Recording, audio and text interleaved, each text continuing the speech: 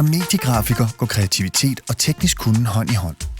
Du arbejder både med idéudvikling og design og med professionelle grafiske programmer til at fremstille trykte og digitale produkter som reklamer, brochurer, hjemmesider, apps og andre former for kommunikation. Jeg hedder Alexander, og jeg går på mediegrafuddannelsen. Jeg hedder Annette Schødt, og jeg går på mediegrafiker. Jeg hedder Simone, og jeg er 23 år. Jeg læser til mediegrafiker på Aarhus Tech. Jeg hedder Kasper Madsen, og jeg er 30 år. Jeg er i gang som mediegrafikerelev ved SISU. Som mediegrafiker undervises du i design, typografi, grafik og billedbehandling, og du lærer om det grafiske workflow. Uddannelsen på skolen og i virksomheden betyder, at du bliver god til ikke bare at udføre mediegrafiske opgaver, men også til at planlægge og kontrollere et grafisk produktions- og workflow. Du lærer også at stå for kundekontakten og medvirke til at aflæse kundens behov, så det omsættes til et konkret resultat. Det er den person, som sidder med det kreative. Når nogen kommer med nogle idéer, som de gerne vil have formidlet, så er det mig som mediegrafiker, som skal lave det. Det er rigtig fedt at sidde og arbejde med noget, som giver mening.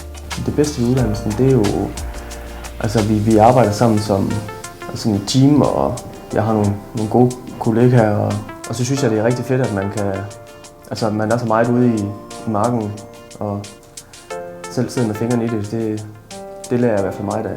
Erhvervsuddannelsen til mediegrafiker tager 4 år. Uddannelsen veksler mellem skole og praktik.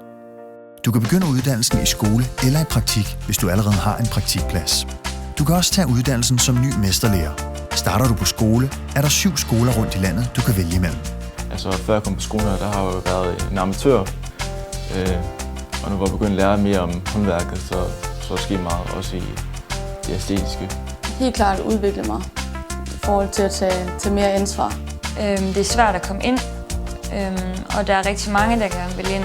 Så jeg synes, hvis man er heldig at komme ind, så skal man også værdsætte, at man er kommet ind.